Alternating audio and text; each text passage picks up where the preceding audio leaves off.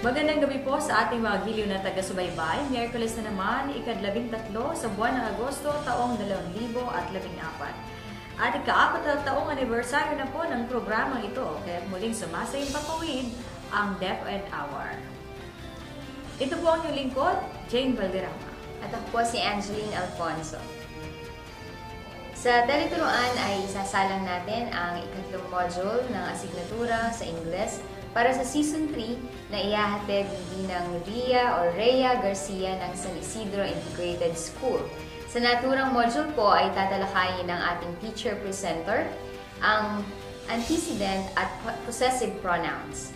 Sa panel discussion segment naman po, ay makakabidahan natin ang ilan sa mga taong tulong-tulong na nagtataguyod upang maabot ng DepEd Hour ang kanyang ika-4 na taong anibersaryo dito sa Radyo Vision.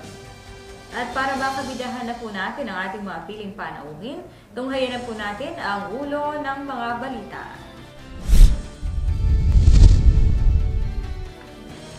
Batch 25 e-classroom package ng DepEd Computerization Program tinanggap na ng 4 na public secondary schools sa Sangay.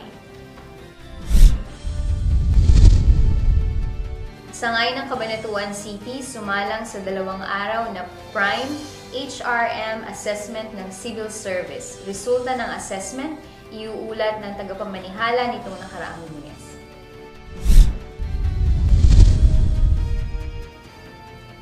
Pagpapasinyayan ng bagong 2 palapag na gusali ng Sangay, tampok sa 3-in-1 affair sa Biyernes. Orientation seminar sa Result-Based Performance Management System at Earthquake Drill itinaos sa Cabanatuan City Integrated School.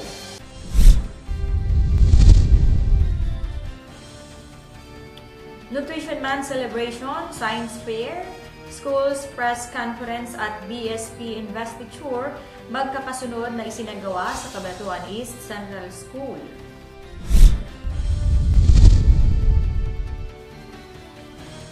Seguridad sa CPES, pinaigting, mga gwardya itinalaga sa paaralan.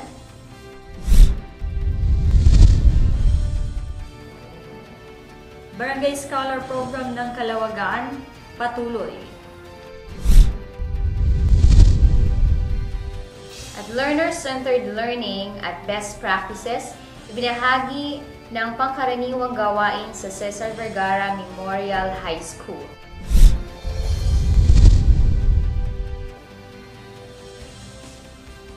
At sa detalye po ng ating mga balita, dumating na nitong Lunes at Martes ang computer packages sa 4 na public secondary schools na kabilang sa Batch 25 ng DepEd E-Classroom Computerization Program o DCP.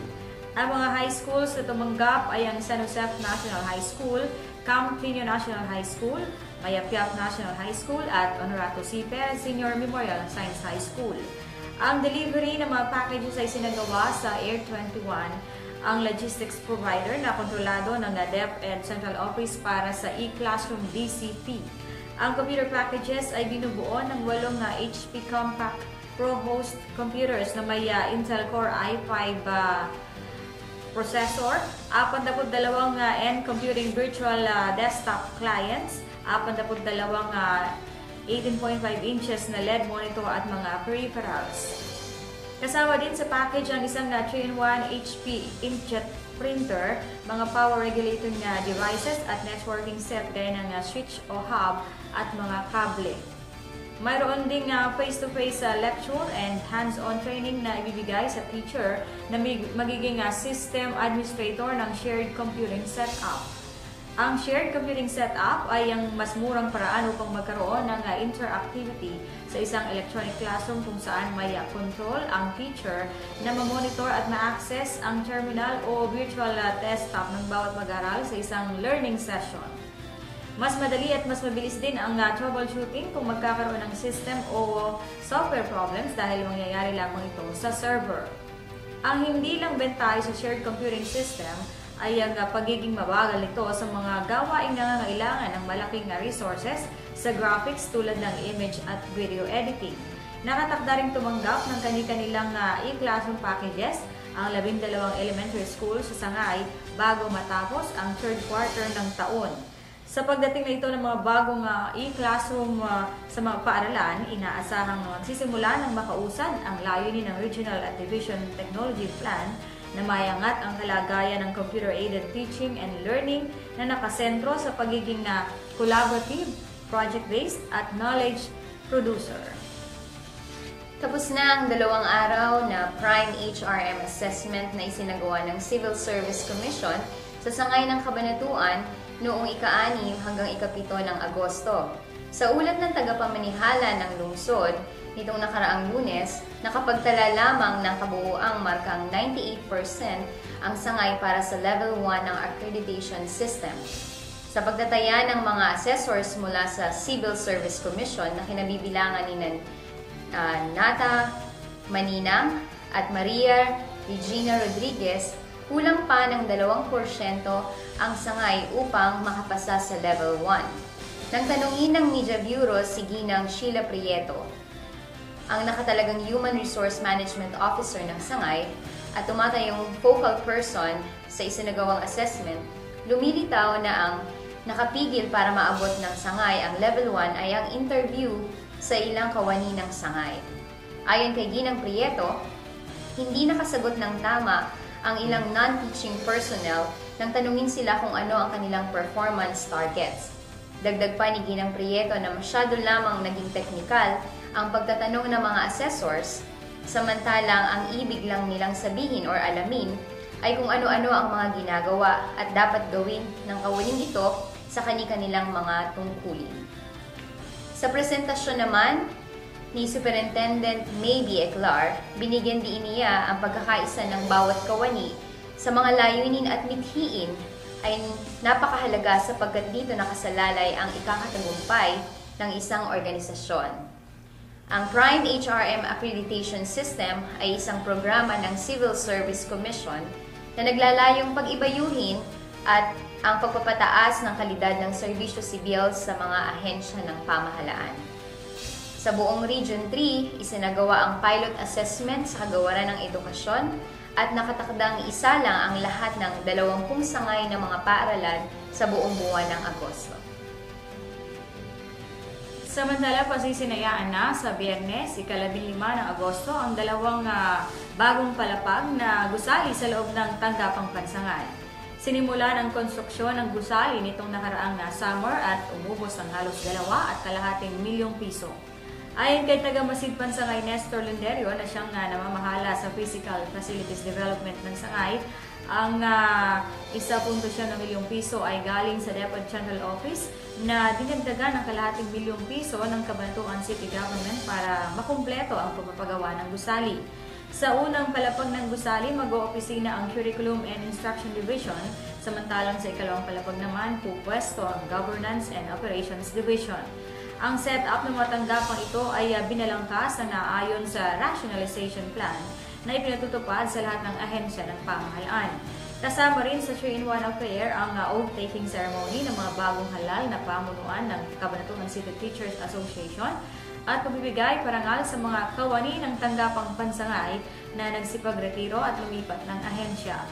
Kabilang sa mga nagsipagretiro sina Ginoong Leonardo Andasan, taga-Masid Pansangay sa EPP-PLE, Ginang Lucia Garcia ng dating Records Officer at Ginang Rosalinda Reyes, Accounting Personnel, samantalang si Binibining Roslyn De Castro naman na dating Accountant ng Sangay ay lumipat sa Philippine Charity Sweepstakes Office. Inaasahang darating din bilang mga panauhing pandangal sa gawain ito sina Mayor J. Vergara, SDS Teresa Mababa ng Division of San Jose City, SDS Roda Razon ng Division of Science City of Muñoz at City Councilors John Del Rosario at Jean Cruz, mga kinatawan ng Education Committee sa Sangguniang Panlungsod. Mas ligtas na ngayon ang mga mag-aaral ng Camtinio Elementary School matapos paigtingin ng pamunuan ng paaralan ang seguridad ng mga mag-aaral at magtatalaga ng mga security guards sa loob ng paaralan. Dahil sa labas-masok pa rin ang mga hatid-sundong sasakyan sa paaralan, nagtalaga na ang lehitimong gwardya sa harap ng tarangkahan ng Camtinio Elementary School. Napagkasunduan sa pagpupulong ng mga magulang at ng bagong punong guro ng Campiño Elementary School na si Ginang Julie D. Guzman na magtalaga ng gwardya na siyang magbabawal sa pagpasok ng mga hatid-sundong sasakyan o mga sasakyan at siyang aalalay at kokontrol sa pagpasok at pag-uwi ng mga mag-aaral. May mga naitala kasing kaso ang mga batang lumalabas ng paaralan kapag oras ng klase na hindi namamalayan ng mga guro at ang mga aksidenteng kinasasangkutan ng mga hatid-sundong mga sasakyan na pumapasok sa loob ng paaralan. Matatanda ang nai-report na sa programang ito noong isang taon ang pagbabawal sa pagpasok ng mga hatid-sundong sasakyan. Subalit dahil sa kawalan ng ngipin ng kautusan, ayon na rin sa mga guro ng paaralan, ay hindi naging matagumpay ang nasabing kautusan. Subalit sa pagkakaroon ngayon ng gwardya ng paaralan, hindi lang ang mga sasakyan ang napagbawalang pumasok sa paaralan, nakontrol din ang pagpasok ng mga nagtitinda o nag-aalok ng mga produkto at mga naniningil na pautang. Gayon din sa mga humihingi ng mga koleksyon. Maging ang ilang mga mamamayan ng Campiño ay ginagawang tambayan at daanan ang loob ng paaralan kahit sa oras na may klase ay nakontrol na rin. Nagtakda naman ang oras ng pagbubukas at pagsasara ng tarangkahan ang paaralan upang bigyan daan ang mga magulang na susundo sa mga mag-aaral lalo na kapag umuulan. Nagtalaga rin ang paaralan ng gwardya sa gabi na siyang titiyak sa kaligtasan ng paaralan laban sa mga kawatan. Dumaan sa proposal ang pagtatalaga ng mga gwardya at ipapataw sa MOOE ng paaralan ang pasahod sa 2 gwardya na sinang-ayunan naman ng punong tagapamanihala ng sangay ng lungsod ng Kabanatuan na si Dr. May B. Eclar. Matatanda ang noong 2012 ay ginimbal hindi lamang ang mga magulang sa buong mundo, kundi maging ang pamunuan ng Campiño Elementary School sa karumal-dumal na massacre sa Sandy Hook Elementary, Connecticut, USA na ikinasawi ng 26 na katao, kabilang na ang 20 mga batang estudyante at kinasangkutan ng armadong individual na pumasok sa paaralan. Ang ulat pong yan atid sa atin ni Sir Alan David Valdez. Samantala, kasabay po ng pagdiriwang natin ng ika-4 na taong anibersaryo ng DepEd Hour, ay nasa ika-4 na taon na rin ang Barangay Scholar Program ng Calawagan. Tunghayin po natin ang ulat na ito mula sa ating reporter mula sa Kabanatuan na Eastern Cebu National High School. Ayan, sa katauhan ni Erlyn San Jose. Narito po ang ulat. Patuloy ang programang Barangay Scholar ng Sangguniang Barangay ng Calawagan sa mamumuno ni Kapitan Joey M. Tukay para sa mga mag-aaral na residente ng kanyang nasasakupan na nag-aaral sa Eastern Cebu National High School para sa taong panuruan 2014 hanggang 2015. Sa pagbisita natin sa Barangay Calawagan, napag-alamang nasa humigit kumulang 6 na po ang kabuang bilang ng mga mag-aaral na kasalukuyang naka-enroll sa ECNHS ang benepisyaryo ng proyektong Barangay Scholar. Ayon kay Konsehala Ninita Balbuena, nakatalagang konsehal tuwing araw ng Sabado, ang naturang programa ay isa sa mga inisyatibo ng Sangguniang Barangay ng Calawagan upang suportahan ang mga kabataang nais makapag-aral subalit kapos sa buhay dulot ng kahirapan. Bukod sa authorized contributions, kabilang din sa ipinagkaloob sa mga mag-aaral na nakapaloob sa Barangay Scholar Program ng Calawagan ang libreng uniforme, paunang gamit sa pag-aaral at pamasahe sa umaga pagpasok sa paaralan at sa hapon pag-uwi sa tahanan.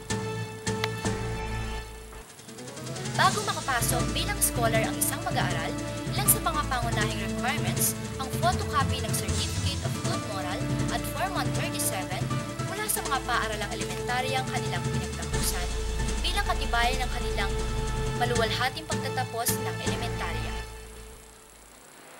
Samantala, ayon naman kay Kapitan Tukay, positibo naman ang pagtanggap ng mga barangay scholars sa kanilang mga tungkulin at pananagutan bilang mga responsableng mamamayan ng barangay. Patuloy umano sa pagtugon ang mga scholars at kani-kanilang mga magulang sa mga aktibidades ng barangay at maging sa pagdalo sa misa bilang mga pangunahing tungkulin na inatang sa bawat scholar. Kaya inisip ko ito sa dahilan pagkatapos nilang makagraduate sa grade 6. So hindi na sila nag-aaral eh. Kaya itong mga batang ito doon sa murang edad. So natututo silang inom, manigarilyo, makaga, napapalino sila sa hindi magandang bisyo. So dahilan hindi na sila nag-aaral eh. Kaya pinagpursikihan ng sangguniang barangay ng Caloocan na itong programa nito mailunsad para yung mga bata ay maiiwas dun sa masamang bisyo. Sa kabila mo sila yung nasa murang edad. Dahil dito, mailunsad namin ito, nakita naman namin yung malaking pagbabago. Nagpupursige naman yung aming mga bata na sila nakapag-aral. Kapag sa akin, yung pag sila nakapag-aral, nagamit nila yung kanilang pinag-aralan, makapagtrabaho sila. So yung makatutulong yun sa kanilang mga pamilya at sa mga kapatid. At naniniwala ako na sa pagpamagitan ng aming programa, ito yung magpapaangat ng buhay ng kanilang pamilya. Hindi lang pamilya nila, naging ng aming barangay Caloocan sila talaga. Mula sa Eastern Cebu National High School, sa pamumuhatnubay ni DepEd Media Bureau Member Baby Jane Valderrama, ako po si Erlyn San Jose, bumabati ng Happy 4th Anniversary DepEd Hour at nag-uulat para sa DWJJ Radio Vision. At tunguhin din po natin ang isang balita mula sa CE o Cesar Vergara Memorial High School mula kay Janice Manansala, ang Center Learned Learning at Best Practices na bahagi ng pangkaraniwang gawain sa nasabing paaralan. Tunghayin po natin ang sa layuning magbigyan ng dekalidad na edukasyon at humubog ng mga mag-aaral na magiging pakipakinabang at mabuting miyembro ng pamayanan, ay nagsagawa rito sa Cesar E. Vergara Memorial High School ng iba't ibang learner-centered learning activities at best practices para sa mga mag-aaral. Para sa mga learner-centered learning activities, iba't ibang gawain at estratehiya ang isinasagawa ng mga guro sa kani-kanilang subjects. Ito ay makikita sa mga larawan at videos na kanilang ina-upload sa Facebook page ng paaralan. Sa isinagawang in-service training noong nakaraang Biyernes, ay ibinahagi ng mga guro ang iba't ibang gawain kanilang isinasagawa para sa unang markahan sa loob ng klase. Ang ilan sa mga ito ay ang mga isinagawang praktikum ng TLE, games at simulation sa mga araling English, Filipino at Mathematics. Madalas namang nagsasagawa ng mga eksperimento at laboratory works ang science. Samantala, iba't ibang likhang sining at pisikal na gawain ang sinasagawa sa MAPE. At mga interpretatibong sayaw at awit naman ang kadalasang isinasagawa sa araling panlipunan at edukasyon sa pagpapakatao. Nauna nang iniulat ng Honesty Store na pinamumunuan ng SSG para sa mga best practices na isinasagawa sa paaralan.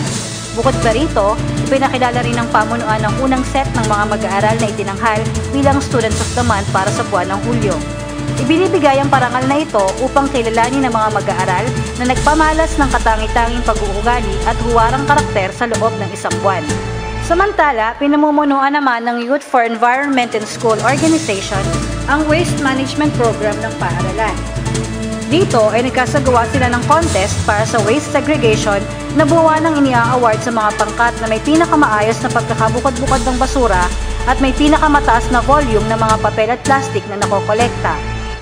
Bukod pa rito, idineklara nila ang araw ng Miyerkules bilang Plastic Free Day. Ang proyekto ng DOST hinggil sa paglalagay ng all-trap sa mga classroom upang makita ang mga lugar na posibleng pamahaya ng mga lamok na may dengue ay siya namang minomonitor ng Science Club. Kamakailan naman ay nagsagawa ng first evaluation para sa gulayan sa paaralan. Ang mga pananim na gulay ay makikita sa mga likod ng classrooms at bakanting lote ng paaralan. Ang gulayang ito ay nilalahukan ng lahat ng pangkat at school clubs ng paaralan. Kapag araw ng Lunes ay nagtatampok naman ng iba't ibang gawain sa flag ceremony ang iba't ibang school clubs katulad ng science para sa kanilang weekly science trivia. Ang math club naman ay bumupunot ng pangalan ng mga mag-aaral na nakakakuha ng tamang sagot sa kanilang proyektong Math Problem of the Week. Ang mga mag-aaral na magbunot ay binibigyan nila ng premyo. Ang gawain nito ay nagsisilbing income-generating project ng kanilang samahan. Samantala ay inaward naman sa 7 patients ang Classroom of the Week na siyang pinakabagong aktibidad dito sa paaralan. Bago matapos ang flag ceremony, ay tinatawag naman ng mga matatapat na mag-aaral na nagsasauli ng mga bagay at gamit na kanilang napupulot. Isinasagawa ito upang makilala ang mga matatapat na mag-aaral. Ang programang ito ay sinasagawa ng Opisina ng Guidance. Sa larangan naman ng teacher training ay nagkakaroon ng Officer of the Day. Ito ay isang parang sinasagawa upang masanay isang guro sa mga gawaing may kinalaman sa pamamahala sa paaralan na maaari nilang magamit pagdating ng panahon. Sinisiguro ng OD na may kahalili sa klase ang isang gurong nakaliw upang hindi mabakante ang oras ng mga mag-aaral. Sa mga isinasagawang gawain at aktibidad dito sa Cesar E. Vergara Memorial High School, ay masasabing sulit ang bawat minutong inilalagi rito ng isang mag-aaral. Mula po rito sa Cesar E. Vergara Memorial High School, ito po si Media Bureau Member Denise Manansala, nag-uulat para sa DepEdR, DWJJ, Radyo Vision. At yun po ang kalipunan ng ating mga balita sa gabing ito. Sa ating pong pagbabalik ay matutunghayan natin sa teleturuan ang English Module number 3 para sa Season 3. Magbabalik po ang DepEd Hour.